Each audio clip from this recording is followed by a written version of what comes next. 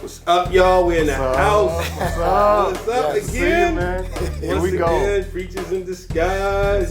Yes, sir. Hey, let me ask y'all something. When y'all were getting ready for this trip and you were telling people you were going to Tulsa for the weekend, you know what I mean? There's a lot of places you can go, but you know, no one ever says, hey, yo, I'm going to Tulsa. People go, right, you going to, you know, how'd you fill in the blank? Like, why are you going to Tulsa, man? Right. For me, what I would tell folks was that it's the birthplace of where Christian hip hop really like started as far as a national record label, right. and as far as like putting it out in the industry. Right. This was the birthplace. This is where it all started to get it going. And talk about Stephen Wiley, talk about all the cats that was from here, like from ETW, Stephen Wiley, all these different cats that start out in a place like Tulsa, middle of America, you know. Yeah. But I mean, when you think of bebop, when you think of somebody like Charlie Parker, Bird, Kansas, middle of America, right. spread out and make the difference. So that's kind of how I put it together and how I saw it. Yeah. I don't know, y'all. Well, I rode off the wave of what we did in Dallas, so people were excited that there was a continuation of recognizing pioneers of hip hop, and Yes. then to tag on the fact that actually we get an opportunity to perform at the birthplace of holy hip hop. Yeah, you know what I mean? yeah. So the aspect of the landmark Tulsa becomes like that next Right. conversation piece because of what we're doing, Right. here today. So people were excited, like, That's okay, great, man. okay. You know, I was on the phone yesterday. I had to, I think most of you guys know, I do a lot of different things. One of the things I do, I serve on the board of DeVry University. Mm-hmm. So I'm calling the CEO to talk through something real quick. And I said, it's so funny how you say things to people. It's about 4 o'clock here. It's about 5 Eastern. So I said, man, sorry to bother you right before we're going to the weekend. And he said, oh, you know, we always have to work the weekend. I said, yeah, well, me too. I said, but I'm having fun. He said, where are you? I said, I'm in Tulsa. He said, why are you in Tulsa? So I said, well, hip hop, and I can hear him typing in the background. I said, I'm at this event. He goes, wow. He says, so, you know, when you think about music, you never think Tulsa. He said, Right. you always think New York, Right. you think LA, Yep. you maybe think for Christian stuff, Nashville. Right. I said, well, you Right. know, we're in a genre or a subgenre that generationally is somewhat disconnected. Yeah. I said, now, Tom, you're actually making me think about it. Even most Christian hip hop heads don't know. understand the roots. Yeah. Right. You know what I mean? So even for me last night, I'm curious how y'all felt, man. How did it feel walking into Stephen Wiley's church last night? How'd that feel for you, man? That, you know, in Dallas was the first time I actually met Stephen. Yeah. You know, I knew about what he had done, so it was really just. I was shocked. I didn't know he was doing it. I didn't even know it was his church. So I didn't started either looking until we got around. there. Right. I Right? started looking around. I'm like, hey, this is his church. Right. He's pastoring his church. So, you know, it was a great honor. And then, you know, just, you know, to get that wax from him, you know. And, you know, people are not going to understand that. That is Right. going on the wall. Say more about that, right? That the wax. Yeah. Say more about the wax we got. Well, you know, he gave us a record, man, like a show enough record. You know, Literal rap on wax. one side. Well, you might have to explain what a instrumental. record is for some of the youth watching this. So A phonograph. a record is a piece of wax that has some grooves in kind it. of way Transmits. it transmits music. Right. And it goes around at different revolutions. It's a beautiful thing. Some are 45s. Yeah. Right. Some are what 33s. 33s. Yes, So, yes. but what it allows you to do is to manipulate the music. That's why the wax is so important with the DJs and the hip hop. You know, you just kind of, well, they scratch it on CDs now, Yeah. but back then, the techniques and all of that. So it just, man, it was So just cool. awesome. Yeah. All he needed So was cool. some little marks on it, you know, for the, Yeah. you know, and I'm not even a DJ, but Yeah. I just know from our DJ watching all the little marks and the things he does, man, that was It's a beautiful thing. That was Yeah. awesome, man. So how does it feel, man, to get to this point and have all the things that you've gone through, the investments you made, some of the things we talked about last night, Miss Peace, and how she even talked about it, man. She encapsulated it so well. All the burden, all the sacrifice, all these things captured in visuals on film come to this final premiere, man. What are you feeling right now? It's homecoming is a good word for it. It feels like I've never been to Stephen Wiley's church, but I feel home. Like walking in here, one of the things that blessed me so much walking in it, I'm thinking and hearing Stephen's story, I'm like, this guy has pastored 2 churches in this city for 17 years, and he taught at a Bible school, just hustling. Right.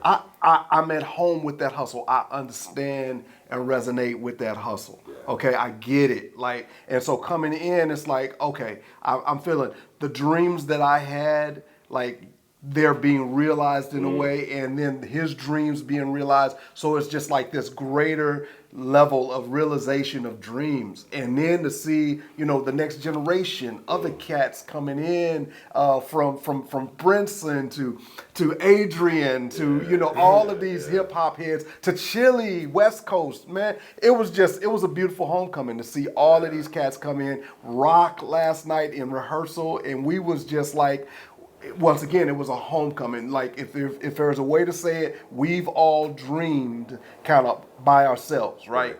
And now to come together, it's like, oh yeah, you dreamed about that same thing, right? Yeah, you dreamed that this would happen one day too. It's like we're all at this place of just, yeah, this is home. This is real. Yeah. This is good. How'd it feel, Rick, for you, man, Ace MC, to have your sons with you, man, for this event? It's historic in the sense of them.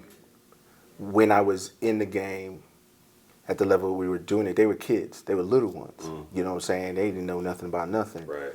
And for them to be adults and being able to bear witness to not just me, but the other individuals that were involved in my process and my journey, ministry and music, and they knowing my passion coming from New York, traveling to Dallas, And then so coming to Tulsa, for me, not unlike Fred, it's homecoming, but it's like that stone thrown and then the ripple effects. So we're the ripple effects, but to be able to say, this is where the stone hit. Yeah. You know what I'm saying? And then to be able to come back and be like, this is where the stone hit, and we're all right here. Yeah, man. The different levels of who we are and how we came into God bringing us to doing gospel rap. This was the epicenter of that. Man. That's how. And so to have my sons come and see that, even for my conversations with them, they were just geeked out because it's kind of like for them, like we were here, to have that experience. So it's dope. That's beautiful. Yeah. That's beautiful. If you add on that the whole layer of we in Tulsa, you think about the whole idea of Black Wall Street, of all that took place in the riots 100 years ago. And then, so imagine all of these people that had these great dreams of just doing something great, doing something amazing, and that in a sense seems like it gets crushed. But then I'm looking at this man, Stephen Wiley. He's pastoring 2 churches, teaching, at a fully accredited Bible school, and just doing what he's doing. Like, you can't crush the dream. Yeah. You can't.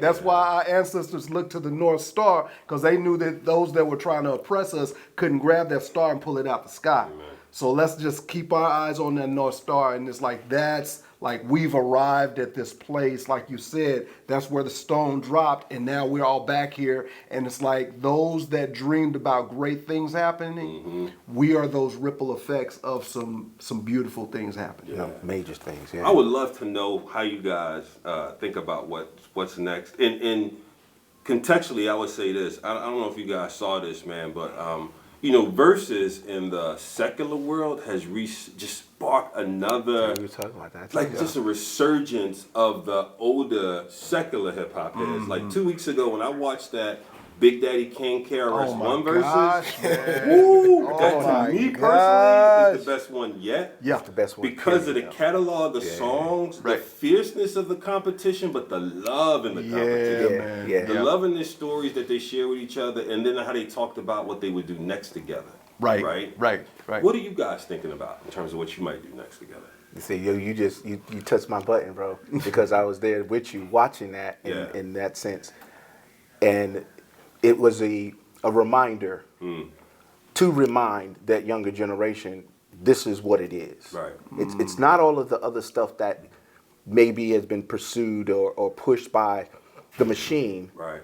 But this is what it is. Yeah. And the people that support it on the strength of the culture, the strength of the identity, the strength of the variety of talent. Right. You know what I'm saying? Yes. And to be able to say, who's better than who? Not because that person is, but to have a passion and a love because of maybe you like lyrics more or you like performances more. And we had that ability to do that. For us, I say, as far as the genre, relaying God's message, there was a point in time, and I had a conversation with my sons about this last night, there was a point in time where there was a diversity even insofar as what we do, and I feel like we're kind of coming full circle.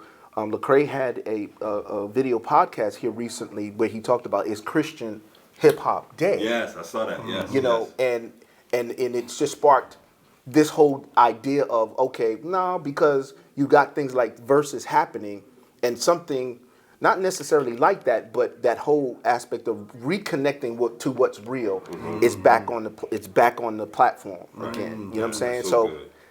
So all of this and everything that's going on with us, it's not just like it's really not a moment. I think we talked about this last time. This is a movement that's beginning to happen to kind of bring us back to the diversity of our methodology, but not forgetting what our message was. Because I think that even for a lot of the generation that's coming, and I'm generalizing this statement, that while they love the Lord and things of that nature, the aspect of the artistry and just trying to get put on becomes paramount more so than who are we going to touch in the areas where we live, that kind of thing. Yeah. And I think, there was something they did openly, man, that doesn't happen as much as I wish it would, that I think we can do more of too, is just like you were talking about with you cooking and you and Chili Babies sharing that particular vocation and doing more of it, man. When Kane was talking about, look, man, I was living in my mama's basement, and Chris and Miss Melody helped me move out. Right. Word. And Chris was like, no, but you did that. He was like, no, you had an album, bro. I still had a single. I had a raw single. I was broke. And I was finally starting to get it. And y'all came, Miss Melody, bless her rest. Yep. Y'all came and helped me like that, right? That, bro, that touched me, man. Because you never knew they had that kind of connection. At that time, all we knew was the Juice Crew versus EP battle. Yeah, Right back in them days, yes, right? We yes, didn't know the intimate relationships, Yes, right? sir. Yes, And sir. all the things they were doing, iron sharpens iron. And I think we can do more of that and letting those things out more. You get what I'm saying? And I love what you were talking about with Chili and whatnot. As you think about the artists you're watching now, man, if you had to pick one artist you would spend time grooming, Oh my gosh. who would you?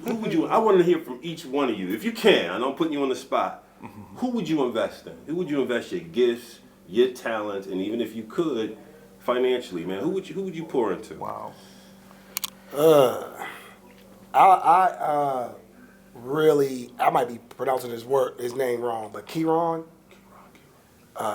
I seen him on TikTok, man. Okay. And I just started following him. Okay. And I really liked his message. Kieran, okay. Yeah, I really liked his message. And I haven't seen him anywhere else, but I went on YouTube and checked him out. But I like Okay. I like the way he looks. I like what he Word. says. And it's he built. He's a block builder. He's from the time his lyrics is just it's built. Yes. It's coming. It has a crescendo. It's coming somewhere. It's not just Yes. God saved me. I used to do this. Now I do that. Yes. It's way different. And I really like that young dude. I do. Love it. How about you, Fred? Man, when you say that, I'm like, all of these babies are my grandbabies. I love every one of them. I know, like, man. I remember know. my niece once asked me, was like, okay, who was your favorite? Let us know. Yep. And I told her, I said, well, you are my favorite Nancy. Her name was Nancy, or is Nancy. And then we have a Nikki, and then I have a Kevin, and I said, and little Kevin is my favorite little Kevin. Right. And Powerful is my favorite Powerful, and Daryl is my favorite Daryl. So I really do love all of what I see. Yeah. Those even that are just like trying to find their way and just, falling off and Absolutely. being exposed and all that. It's like, that's a part of the journey. Absolutely. If I could focus on maybe two people or one person, I really like what I see happening with Bree Smiles. I'm like, that kid is like, I'm really rooting for her. Yeah. Because I see like some cool roots that she respects. Last time we did Mic Drop in Dallas, and she came through, and like we build and we kicked it, and she kicked some rhymes and all that, and it's like she has a respect for the roots. So lyricism is like important to her. But then like when it was all over, and people walking away, she's over in the corner with somebody praying over some little girls and like praying, going in, tears, ugly. I like to call that ugly church. She have an ugly church in the corner. And I was like, I bet your grandmama used to do that same thing over there. That gave me that opened my heart to her, because I was like, okay, kid, you wouldn't know no matter how big you are out here in the stage and in the world, as long as you're doing that in the corner where you're really loving the next generation and pouring into them, I can co-sign you. Yeah, that's good. So that's one person that I see. I saw that same thing, man. And that just touched my heart. I believe she's sitting there, ooh, praying. I was like, there you go. Because that's what we started out. Absolutely. We didn't start out just getting up on stage and wearing some shiny suit and rocking a rhyme. You could do that in your head. Absolutely. But to actually pour your life into somebody, sacrifice, give your soul, Yes, sir. that's what it's about. Absolutely. How about you, Asa? That's a hard question, man, because I've had a number of individuals that had an opportunity to do that with. Presently, I would say you'd be shy. You know, Yes, she and I have Yes. connected in different ways. Yes. Insofar as somebody that has a platform already, and I'm just seeing from the aspect of the female MC, especially within the gospel context, there's not a lot of support. And True. to be able to get behind, you know, quote unquote, as a veteran pioneer, to say, not only do we need to highlight that more, but as you were saying, God has placed in our women the area of compassion and empathy many times that sometimes we don't necessarily express. Right. And I think that's a missing component in Yeah. just to be able to see how they inspire not just young ladies, Yeah. but that's a key thing, because I think sometimes we forget young ladies listen to hip hop too. Absolutely. Absolutely. And they don't have a lot of individuals out there that are being supported in a way to where it's not on a competitive level, but it's to say, countering some of the things that are in the secular, here is this individual that has all of those elements, and that's a woman of God. You know what I'm saying? So outside the realm of my son, who's doing his thing in unknown in terms of support, gosh, yes. that would be one of the people that I would just, you know, the resources were there and different things I already have kind of, you know, she know. That we would continue to build, because there's a bigger platform of ministry to both males and females when we look at things the way God sees things. You know what I'm saying? So Well said. So good to see y'all. I'm looking forward to the night. Yeah, man. Y'all get We're to gonna this have rehearsal. fun. Ooh. It's gonna be on. Yeah. It's in disguise, y'all. Yes, sir. Yes, sir. Yes, sir.